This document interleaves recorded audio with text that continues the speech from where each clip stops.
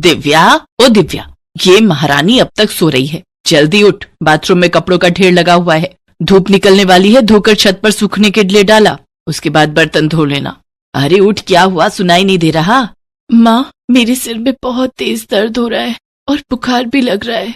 पूरी रात ठंड लगती रही। ये नाटक ना मेरे सामने मत करना, मुझे सब पता है। तू कपड़े धोने के डर से ये बहाना कर रही है। चुपचाप उठकर 2 मिनट में अगर तू बाथरूम में कपड़े धोने नहीं गई तो तेरी बहुत ठुकाई लगेगी।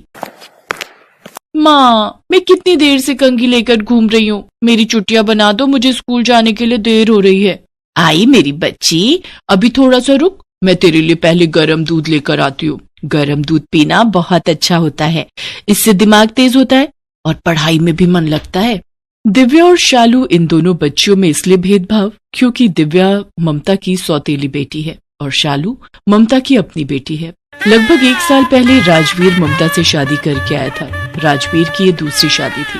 पहली पत्नी शोभना के गुजर जाने के बाद दिव्या की देखभाल के लिए राजवीर ने ममता से दूसरी शादी की। राजवीर शहर में काम करता था और ममता दोनों बच्चियों के साथ गांव में रहती थी। शादी के बाद ममता ने दिव्या पर अत्याचार करने शुरू कर दिए। वो दिव्या के साथ हर समय अपना सौतेलापन दिखाती थी, जिस बात से राजवीर बिल्कुल बेखबर था। मैं शालू को स्कूल छोड़ने जा रही हूँ, मेरे आने तक सारे कपड़े धोकर रखना, समझी? और ठंड का बहाना करने की बिल्कुल जरूरत नहीं है। इस स्वेटर को उतार कर यहाँ रख। तुम मुझे छोड़कर क्यों चली गई? सौतेली माँ मुझे बहुत मारती है। इतनी ठंड में वो मेरे से सारा काम करवाती है। माँ लौट आओ, तुम भगवान के पास क्यों चली गई? दिव्या घर का सारा काम करती है। वो बुखार में तपी हुई थी, पर ममता को उस पर जरा सा भी रहम नहीं आता। उसी समय दिव्या के पापा आ जाते हैं। ममता, ओ ममता, कहाँ हो? दिव्या और शालू तो दोनों स्कूल गई होंगी। अरे आपने आने की कोई खबर ही नहीं दी। दिव्या बेटा, ये तू क्या कर रही है? मैंने तुझे आराम करने के लिए कहा था ना। देखो ना, ये लड़की भी मेरी एक नहीं सुनती। इसे बुखार था, मैंने इसे आज स्कूल नहीं जाने दिया। मैंने कहा तू आज छुट्टी करके आराम कर ले। मैं शालू को स्कूल छोड़ने गई और ये पीछे से काम पर लग गई। चल छोड़ सारा काम, जाकर बिस्तर पर सो जा। मैं तेरे लिए गरम गरम मूंग दाल की खिचड़ी बनाकर लाती हूँ। ममता, ये देखकर मुझे बहुत तसल्ली है कि तुम दिव्या का कितना ख्याल रखती हो। अगर जरा सा भी तेरे बापू को शक हुआ ना कि मैं तुझे स्कूल नहीं जाने देती बल्कि घर पर तेरे ऊपर जुल्म करती हूँ, तो इसी चाकू से तेरी गर्दन अलग कर दूंगी। चुपचाप आंखें बंद करके सो जा। और मैं तेरे लिए कोई खिचड़ी नहीं बना रही हूँ, पर बोल देना अपने बापू को कि तूने पेट भर खिचड़ी खा ली है। कल की रोटी पड़ी है, वो लाकर दे रही हूँ, चुपचाप खा ले चटनी के साथ। ममता, ठंड बहुत बढ़ गई है। मैं दिव्या और शालू के लिए ये नए स्वेटर और तुम्हारे लिए ये शॉल खरीद कर लाया हूँ। दिव्या ने स्वेटर क्यों नहीं पहना? दिव्या मेरी बच्ची, ये ले, तू ये स्वेटर पहन ले। जैसे ही राजवीर दिव्या को स्वेटर पहनाने लगता है, वो अपने पिता के गले लगकर जोर जोर से रोने लगती है। अरे मेरी बच्ची, तू रो क्यों रही है? अब तो मैं 2-3 दिन तेरे साथ ही रहूंगा। चुप हो जा। चल तू तैयार हो जा, मैं तुझे वैद्य जी के पास ले चलता हूँ। वो तुझे अच्छी सी मीठी मीठी दवाई देंगे और तू बिल्कुल ठीक हो जाएगी। पापा, अब बहुत अच्छे हो, मेरे सबसे अच्छे पापा। अगले 2-3 दिन तक राजवीर गांव में ही रहता है। इस कारण ममता दिव्या को कुछ नहीं कह पाती। 2-3 दिन तक दिव्या बहुत खुश थी क्योंकि उसके पापा उसी के साथ रहते थे। खाना पीना, हंसना खेलना, वो दिव्या और शालू के साथ ही समय बिताते थे। पर एक सुबह जब दिव्या सोकर उठी, माँ, पापा कहीं नजर नहीं आ रहे? तू सो रही थी, वो सुबह की बस से वापस शहर चले गए। अब तेरे साथ बहुत हमदर्दी का नाटक हो गया। जाकर घर का सारा काम खत्म करके इतने दिन के मैले कपड़े रखे हुए हैं, सब धुल जाने चाहिए। और ये नए स्वेटर मुझे दे, शालू पहनेगी ये नए स्वेटर। माँ, ये स्वेटर मेरे है, मैं इसे नहीं दूंगी। ये स्वेटर पापा मेरे लिए लाए हैं। ओरी मोरी मैया, इतनी गज भर लंबी जुबान, ज्यादा ही स्वेटर पर प्यार आ रहा है। आज देखती हूँ, कड़ाके की ठंड पड़ रही है, पूरी रात घर से बाहर रहेगी और वो भी बिना स्वेटर के। पूरा दिन दिव्या बिना स्वेटर पहने कड़ाके की ठंड में घर के सारे काम करती है और रात के समय ममता उसे घर के बाहर खड़ा कर देती है। माँ, मुझे बहुत ठंड लग रही है, मुझे घर के अंदर आने दो। आप मेरे स्वेटर ले लो, मुझे ये स्वेटर नहीं चाहिए। मुझे घर के अंदर आने दो माँ। अच्छा, सुबह तो बड़ी अकड़ से बोल रही थी, मेरे पापा लाए हैं, मेरे पापा का लाया स्वेटर मैं किसी को नहीं दूंगी। अब सारी अकड़ निकल गई भरी ठंड देखकर। अब मैं भी जिद्दी हूँ, मैं तेरी कोई बात नहीं सुनूंगी। आज तू ठंड में बाहर ही खड़ी रहेगी। दिव्या ठंड से ठिठुर रही थी। कड़ाके की सर्दी थी। गांव वाले भी अपने घरों में दुब के बैठे थे। किसी की भी नजर दिव्या पर नहीं गई। दिव्या एक दीवार के सहारे बैठकर रोने लगी। माँ, बहुत ठंड लग रही है। दूसरी माँ ने मुझे घर से निकाल दिया, पापा भी चले गए। माँ, तुम कहाँ हो? माँ, दिव्या को अंदर बुला लो, बाहर बहुत ठंड है। चुपचाप सो जा, वरना तुझे भी बाहर उसके साथ खड़ा कर दूंगी। बड़ी आई दिव्या की सगी बहन बनने, सौतेली बहन है वो तेरी, सौतेली। दिव्या की करुण पुकार उसकी माँ के कानों तक पहुँचती है और स्वर्गलोक में शोभना यमराज जी से विनती करती है, हे मृत्यु के देवता, हे धर्मराज, मुझे बस कुछ देर के लिए धरती पर जाने दीजिए। मेरी बच्ची ठंड में ठिठुर रही है। यमराज जी, मुझे कुछ देर के लिए धरती पर जाने दीजिए। शोभना, तुमने सदैव बहुत नेक कर्म किए हैं, सबका अच्छा सोचा है, इसलिए मैं तुम्हें 1 घंटे के लिए धरती पर जाने की इजाजत देता हूँ, पर ठीक 1 घंटे बाद तुम वापस स्वर्ग लोक में लौट आओगी। आपकी जय हो धर्मराज, आपका बहुत बहुत शुक्रिया। आपने मुझ माँ पर बहुत उपकार किया है। आपकी सदा ही जय हो यमराज जी। यमराज से विदा लेकर शोभना धरती पर पहुंचती है। राजवीर का मन बेचैन था और उसे अपनी तबीयत ठीक नहीं लग रही थी, इसीलिए वो आधे रास्ते से ही गांव की दूसरी बस पकड़कर वापस लौट आता है। उधर शोभना की आत्मा दिव्या के पास जाती है। दिव्या, मेरी बच्ची घबरा मत, देख तेरी माँ आ गई है। अपनी माँ को सामने देखकर दिव्या में हिम्मत आ जाती है और वो अपनी माँ की आत्मा से लिपट कर रोने लगती है। शोभना अपना हाथ उठाती है और उसके हाथ में एक कंबल आ जाता है। घबरा मत मेरी बच्ची, ले तू ये गर्म कंबल ओढ़ ले। माँ, दूसरी माँ मुझे बहुत मारती है, उन्होंने मुझे ठंड में यहाँ बाहर खड़ा कर दिया। पापा भी चले गए, वो मुझे पापा को कुछ भी नहीं बताने देती। माँ, मुझे यहाँ नहीं रहना, मुझे आपके साथ जाना है। नहीं मेरी बच्ची, अभी तो तुझे इस दुनिया में बहुत कुछ देखना है, तू चिंता मत कर, अब सब ठीक हो जाएगा, तू घबरा मत। राजवीर शोभना और दिव्या की सारी बातें सुन लेता है और गुस्से में आ जाता है। शोभना, मुझे माफ कर दो, इन सब बातों का कारण मैं हूँ। न मैं दूसरी शादी करता और न मेरी बच्ची के साथ आज ये सब होता। मैं ममता को जिंदा नहीं छोड़ूंगा। आज एक माँ की ममता जीत गई और एक पिता का प्यार हार गया। आज तुम्हारी आत्मा अपनी बच्ची को बचाने के लिए आई है और मैं अपनी बच्ची के दर्द को नहीं समझ पाया। धिक्कार है मेरे पिता होने पर। आप तो चले गए थे ना, अब आप कैसे लौट आए? शायद मेरी बच्ची के आंसुओं की आवाज ने मुझे वापस बुला लिया। मैं तुम्हें इस घर में एक पल भी नहीं रहने दूंगा। मैं सब गांव वालों के सामने तुम्हें इस घर से और अपनी जिंदगी से निकाल रहा हूँ। ऐसा न कहो, मुझे माफ कर दो, मुझसे गलती हो गई, मुझे माफ कर दो। राजवीर ममता की एक नहीं सुनता, उसने काम ही ऐसा किया था। अगर ठंड के कहर से बिन माँ की बच्ची दिव्या को कुछ हो जाता तो कौन जिम्मेदार होता। यही सब सोचकर राजवीर ममता को घर से निकाल देता है। अब मुझे जाना होगा, मेरे पास सिर्फ इतना ही समय था। अपना और दिव्या का ख्याल रखना। मेरा आशीर्वाद मेरी बच्ची दिव्या के साथ हमेशा रहेगा। इतना कहकर शोभना की आत्मा वहां से गायब हो जाती है। उस दिन से राजवीर अपनी बेटी के लिए माँ भी था और पिता भी। दिव्या भी अपने पिता का प्यार पाकर बहुत खुश थी। राजवीर दिव्या को अपने साथ शहर ले जाता है और वहाँ एक स्कूल में पढ़ने के लिए डाल देता है। राजवीर शालू के प्रति भी अपनी जिम्मेदारी निभाता है। वो हर महीने ममता को शालू की परवरिश के लिए खर्चे के पैसे भेज दिया करता था, पर ममता को उसने पत्नी का दर्जा कभी नहीं दिया और न ही कभी माफ किया। एक समय की बात है, चित्रपुर राज्य में एक राजा अपनी रानी और पुत्री माला के साथ राज्य करता था। उसके राज्य में प्रजा बहुत सुखी थी। राजा और रानी खुशी खुशी जीवन व्यतीत कर रहे थे, पर अचानक रानी बीमार पड़ी और ज्यादातर अपने कक्ष में ही रहने लगी। रानी के कक्ष की छत पर चिड़िया का एक घोंसला था। अक्सर रानी चिड़िया के परिवार को देखती रहती थी।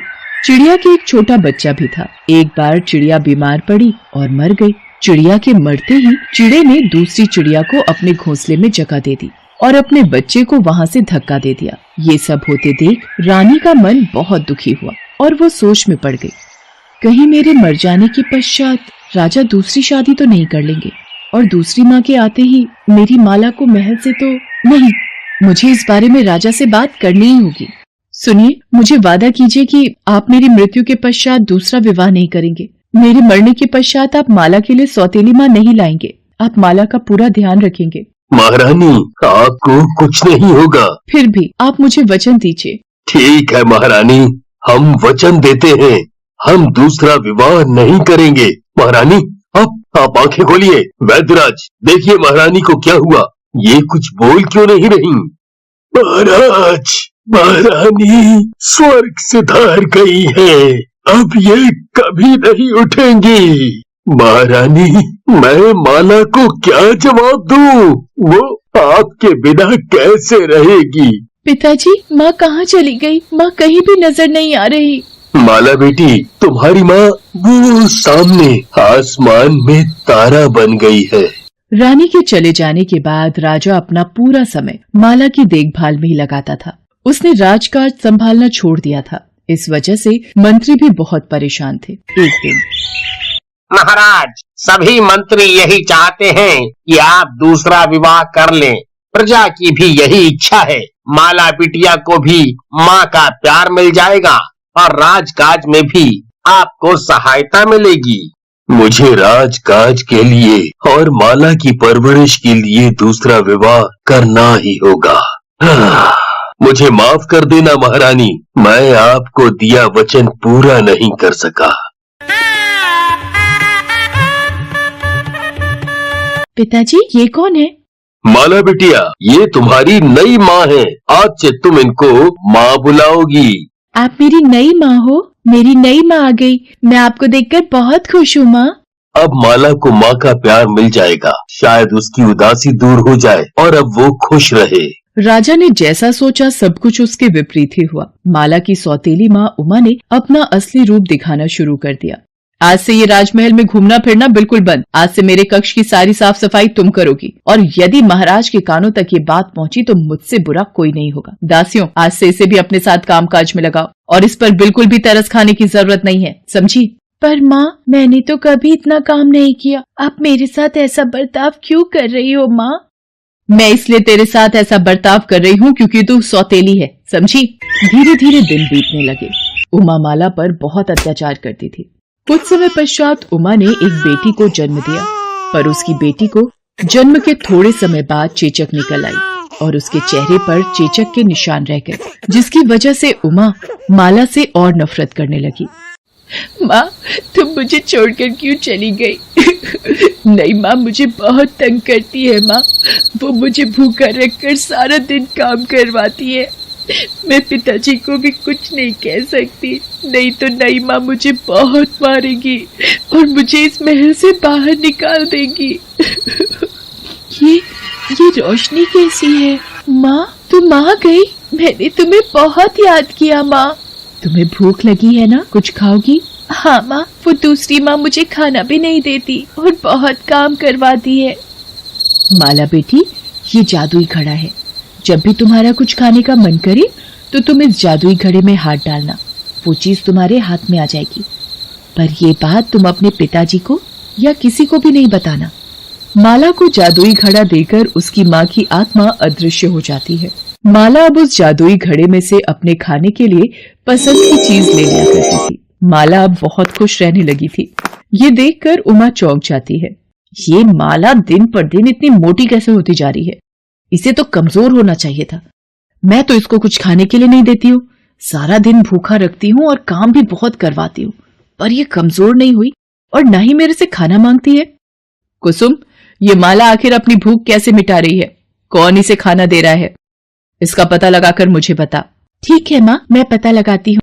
जादुई घड़े, मुझे आज पूरी पकवान खाने का बहुत मन है, जल्दी से दे दो। अरे ये क्या? खाने की इतनी सारी चीजें, वो भी इस घड़े में से। मैं ये बात माँ को बताती हूँ।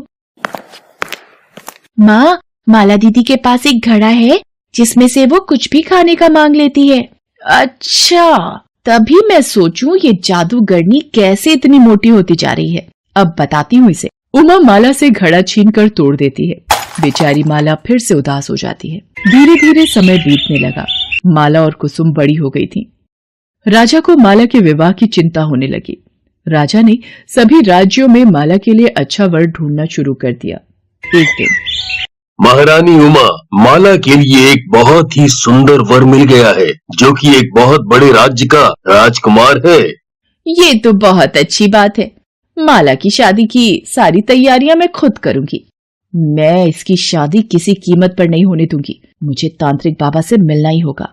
तांत्रिक बाबा, मुझे कुछ भी करके माला का विवाह रोकना है। महारानी, आप किसी भी तरह ये कील माला के सिर में घोंप देना, आपका काम हो जाएगा। उमा तांत्रिक का दिया कील लेकर वापस महल आ गई और विवाह के दिन, अरे माला बेटी, आओ आज मैं तुम्हें अपने हाथों से सजाऊंगी। आखिर मैं भी तो माँ होने का फर्ज निभाऊं। लाओ, मैं तुम्हारी बालों में कंघी कर देती हूँ। माँ कितना बदल गई हैं। जल्दी से ये कील इसके सिर में घोंप देती हूँ। आह, माँ मेरे सिर में कुछ चुभा। माला ने एक चिड़िया का रूप ले लिया। ये देख उमा जोर जोर से हंसने लगी। अब बन दुल्हन, बड़ी आई मेरी बेटी की जगह लेने वाली। अब तू उम्र भर चिड़िया बनकर यही महलों में मंडराती रहना। अब तेरी जगह मेरी बेटी दुल्हन बनेगी। उमा ने माला की जगह कुसुम को दुल्हन का जोड़ा पहना दिया और चेहरे को घूंघट से ढक दिया। किसी को भी कुछ पता नहीं चला और माला की जगह कुसुम का विवाह राजकुमार से हो गया। विवाह के पश्चात जैसे ही राजकुमार अपने कमरे में गया, घूंघट उठाते ही वो चौंक गया और बोला, तुम कैसे? तुम माला नहीं हो, तुम तो उसकी छोटी बहन कुसुम हो। माला कहाँ है? तुम दुल्हन के रूप में क्या कर रही हो? मेरी शादी तो माला से हुई है। माला किसी के साथ भाग गई है। अपने परिवार की इज्जत बचाने के लिए ही मैंने आपसे विवाह किया। मेरे पास और कोई रास्ता नहीं था। अब जो बिन गया सो मोती। अब ये तुम्हारी पत्नी है, इसे स्वीकार करना ही तुम्हारा धर्म है पुत्र।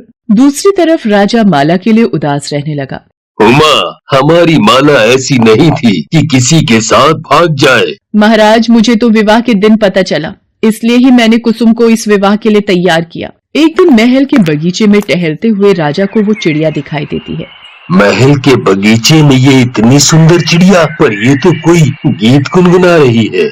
हो जाती मैं पिता पराई, मिलना था ससुराल पिया, सिर पर उस दिन वार किया, बना दिया मुझको चिड़िया।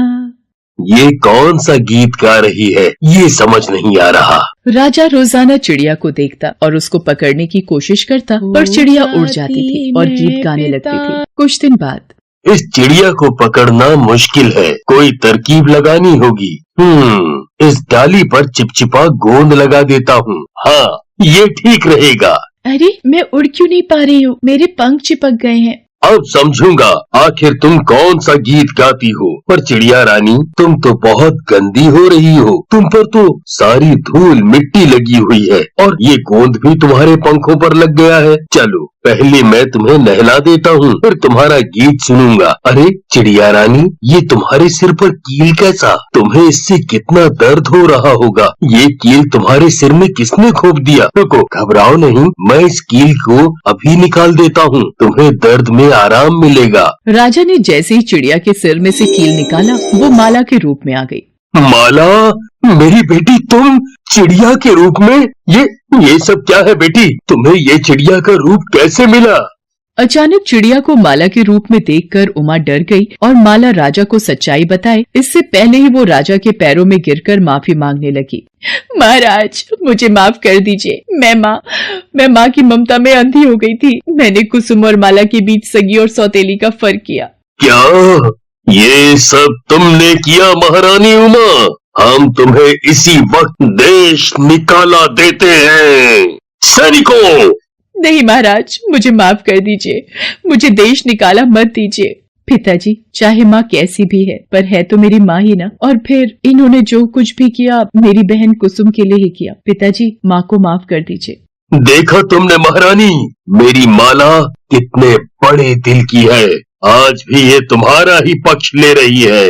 माला, मेरी बच्ची, मुझे माफ कर दे। माला सब कुछ भूलकर उमा की सारी गलतियां माफ कर देती है। कुछ समय पश्चात राजा एक उचित वर ढूंढकर माला का विवाह संपन्न कर देता है।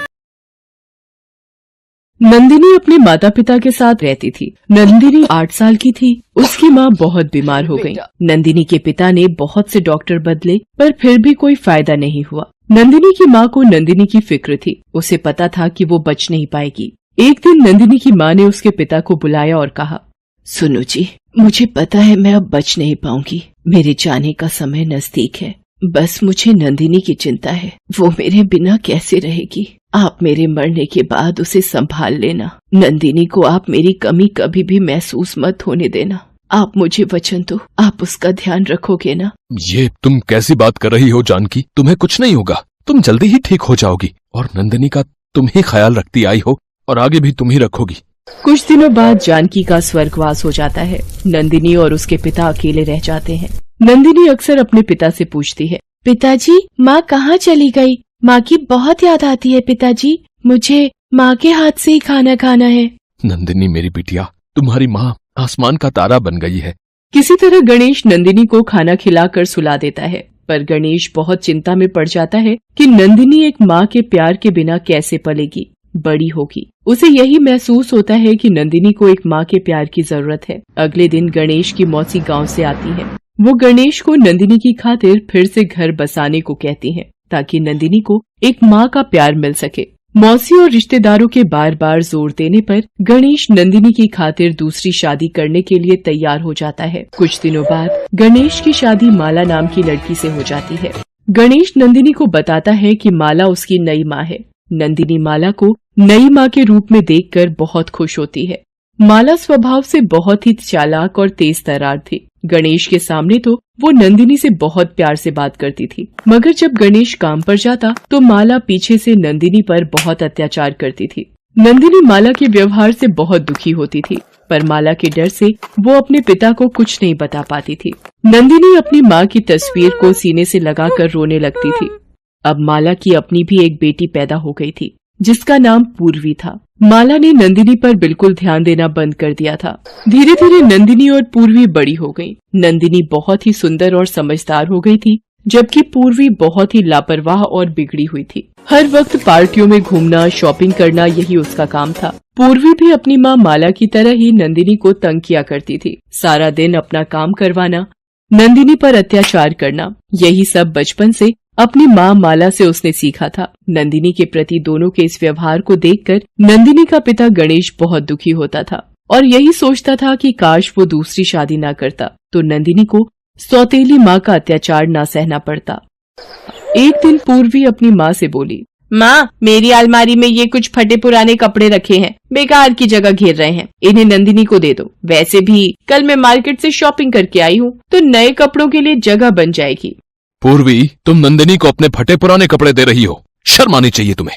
एक तो मेरी बेटी अपने कपड़े दे रही है, ऊपर से तुम मेरी बेटी को ही सुना रहे हो। चल पूर्वी अपने कमरे में, ये दोनों बाप बेटी तो तुझे नजर लगा देंगे।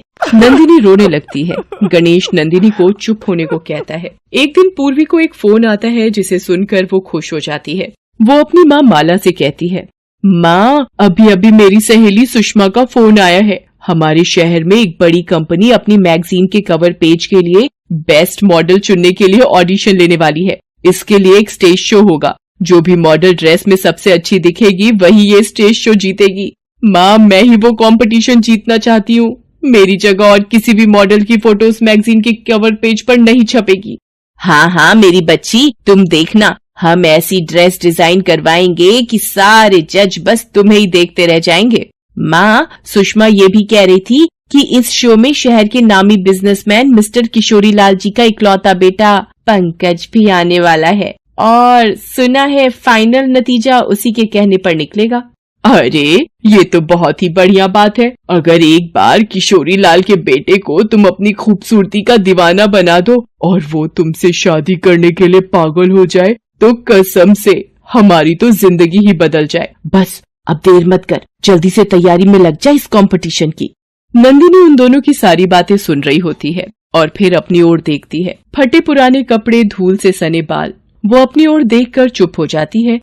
गणेश नंदिनी को उदास होता देख उसके पास जाता है और उससे कहता है, नंदिनी मेरी बिटिया, आज तेरी इस हालत का जिम्मेदार मैं हूँ। न मैं दूसरी शादी करता और न ही माला जैसी अत्याचारी सौतेली माँ तुझे मिलती। मैं तो तेरे लिए माँ लाना चाहता था, पर माला से शादी करके मैंने तुझे सौतेली माँ दे दी। मुझे जानकी ने तुम्हारी देखभाल के लिए जिम्मेदारी सौंपी थी, पर मैं जानकी को दिया वचन नहीं निभा पाया। मुझे माफ कर दे बिटिया। नहीं पिताजी, आपको माफी मांगने की जरूरत नहीं है और आप रोइए मत, नहीं तो मेरा मन भी दुखेगा। गणेश उदास मन से वहाँ से चला जाता है। वो उस वक्त कुछ नहीं कर सकता था। कुछ दिनों बाद कंपटीशन की तारीख होती है। शो वाले दिन पूर्वी अपनी माँ के साथ तैयार होने ब्यूटी पार्लर चली जाती है। नंदिनी उदास मन से रोते हुए अपनी माँ को याद करने लगती है। माँ, पिताजी बचपन में समझाया करते थे कि तुम आसमान में तारा बन गई हो। माँ, आज मुझे आपकी बहुत याद आ रही है। आज मैं अपने आप को बहुत अकेला महसूस कर रही हूँ। माँ, तुम कहाँ हो? मेरे पास आ जाओ माँ। रोते रोते नंदिनी की आंखों के आगे चमकीली रोशनी आ जाती है और उस रोशनी में उसे अपनी माँ दिखाई देती है। वो नंदिनी को पुकारती है, क्या हुआ मेरी बच्ची? घबरा मत, मैं तो तेरे पास ही हूँ, आ मेरे गले से लग जा मेरी बच्ची। माँ तुम क्यों चली गई? मुझे यहाँ अकेले बहुत डर लगता है, मैं क्या करूँ माँ? अब तुझे कोई तंग नहीं करेगा। माँ मैं भी नई माँ को अपनी माँ मानती हूँ, फिर वो हमेशा मुझसे भेदभाव क्यों करती हैं? आज भी प्रतियोगिता के लिए वो पूर्वी को ही तैयार कर रही हैं। तू रो मत नंदिनी मेरी बच्ची, मैं तुझे ऐसी चीज दूंगी जिसे पहनते ही तू किसी परी की तरह सुंदर दिखने लगेगी। ये ले नंदिनी, ये जादुई चप्पल है, इसे पहनते ही तेरी वेशभूषा बिल्कुल बदल जाएगी। पर याद रखना, अपना चेहरा छुपा कर रखना ताकि माला या पूर्वी तुम्हें पहचान न सके। पर एक बात का ध्यान रखना, रात 12 बजे से पहले तुम्हें लौटना होगा, क्योंकि इस जादुई चप्पल का जादू रात 12 बजे के बाद समाप्त हो जाएगा। नंदिनी जैसे ही जादुई चप्पल पहनती है वैसे ही बहुत ही सुंदर साड़ी पहने वो तैयार हो जाती है। नंदिनी की वेशभूषा बहुत ही सुंदर होती है, जिसमें नंदिनी बिल्कुल एक मॉडल की तरह तैयार हुई दिखाई देती है। नंदिनी अपने आप को देखती है, उसके फटे पुराने कपड़े और बाल सुंदर साड़ी और खूबसूरत बालों में बदल जाते हैं। तब जानकी की आत्मा उससे कहती है, नंदिनी अब मेरे जाने का समय आ गया है, तुम हिम्मत से इस प्रतियोगिता में भाग लेना और जीतना। मेरा आशीर्वाद हमेशा तुम्हारे साथ है। नंदिनी दुखी मन से अपनी माँ को विदा करती है। वो अपने चेहरे को साड़ी के पल्ले से ढक लेती है। वो जैसे ही छुपती छुपाती घर के बाहर पहुँचती है, एक चमचमाती गाड़ी उसके सामने आ जाती है। गाड़ी में से एक ड्राइवर बाहर निकलता है और नंदिनी को गाड़ी में बैठने के लिए कहता है। नंदिनी गाड़ी में बैठ जाती है। गाड़ी सीधी शो वाले स्थान पर पहुंचकर रुक जाती है। नंदिनी थोड़ी घबराई हुई सी गाड़ी से बाहर निकलती है। वो स्टेज के पीछे वाली जगह पर पहुंचती है। थोड़ी देर में ही शो शुरू होने वाला होता है। नंदिनी देखती है पूर्वी भी वहीं आसपास खड़ी है। नंदिनी घूंघट से चेहरे को ढकी रहती है। तभी शो शुरू होने की आवाज आती है कि सारी लड़कियां लाइन में रेडी हो जाएं। नंदिनी भी लाइन में लग जाती है। धीरे धीरे सभी लड़कियां एक एक करके स्टेज पर जाने लगती हैं। शो शुरू हो जाता है। पूर्वी भी अपनी ड्रेस को दिखाती हुई स्टेज पर आती है। सभी मॉडल नंदिनी को देख रही होती हैं कि ये घूंघट में कौन है। तभी नंदिनी का नंबर आ जाता है। नंदिनी स्टेज पर जाती है। नंदिनी जैसे ही स्टेज पर पहुंचती है, वहां बैठे सभी लोगों की निगाहें उस पर टिक जाती हैं। घूंघट में सजी हुई मॉडल देखकर सब हैरान रह जाते हैं। वहीं बैठा किशोरी लाल जी का बेटा पंकज भी नंदिनी को देखता रहता है। माला की नजरें लगातार नंदिनी पर टिकी हुई थी कि आखिर ये कौन है। नंदिनी वहाँ बैठे सभी लोगों को हाथ जोड़कर नमस्कार करती है। तभी वहाँ की घड़ी में 12 बजने का संकेत होता है। नंदिनी घबरा जाती है और स्टेज के पीछे आने लगती है। पंकज जब उसे ऐसा करते हुए देखता है तो वो भी उसके पीछे पीछे जाता है। पंकज को पीछे आता देख नंदिनी घबरा जाती है। जादुई चप्पल का जादू खत्म हो चुका होता है, इसलिए वो गाड़ी भी वहाँ से गायब हो चुकी होती है। बड़ी मुश्किल से नंदिनी एक ऑटो रिक्शा को रोकती है और जल्दी से उसमें बैठने लगती है। तभी उसकी एक चप्पल वहाँ गिर जाती है। नंदिनी चप्पल वहीं छोड़ ऑटो रिक्शा में चली जाती है। नंदिनी फिर से अपने उसी रूप में आ जाती है। पंकज वहाँ आता है और देखता है कि नंदिनी वहाँ नहीं है। तभी उसकी नजर नंदिनी के पैर से छूटी चप्पल पर पड़ती है। वो उस चप्पल को उठा लेता है और अपने पास रख लेता है। नंदिनी जैसे तैसे घर पहुँचती है। माला भी पूर्वी के साथ घर पहुँच जाती है।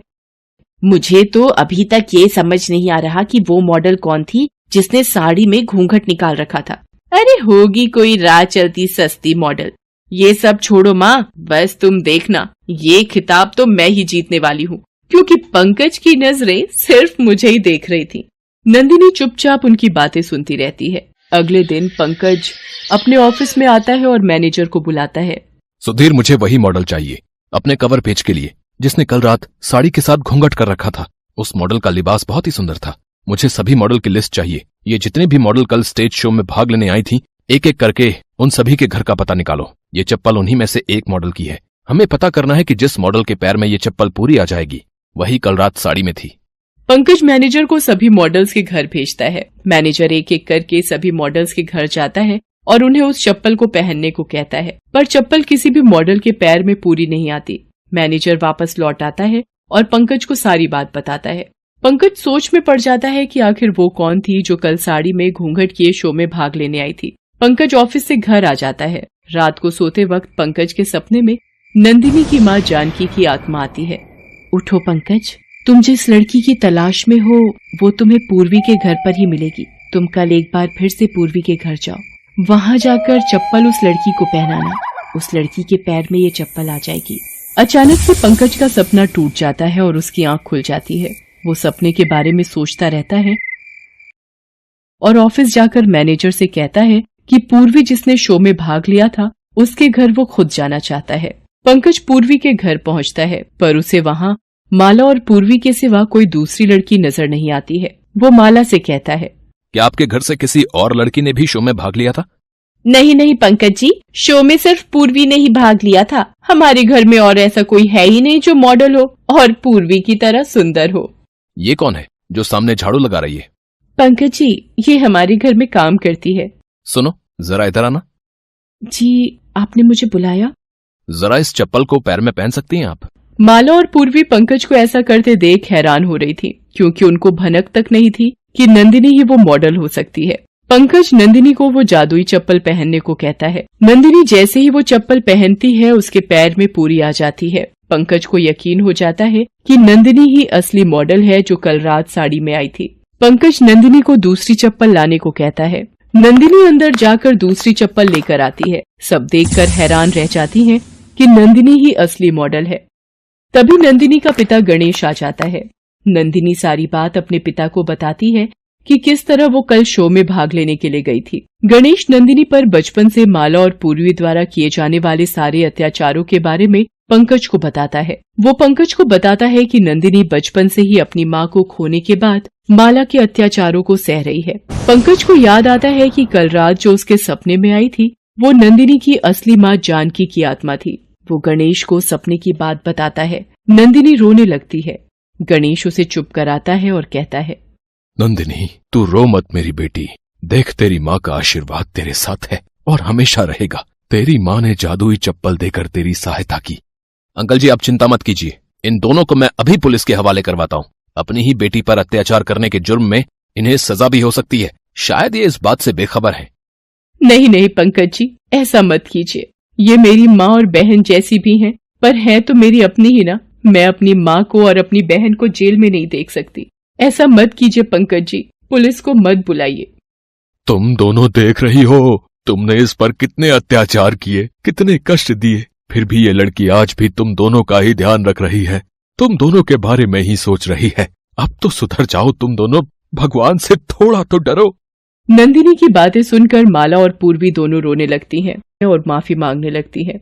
नंदिनी उन्हें माफी मांगने के लिए मना करती है। नंदिनी की आंखों में खुशी के आंसू होते हैं। उसे अपनी माँ और बहन मिल गए थे।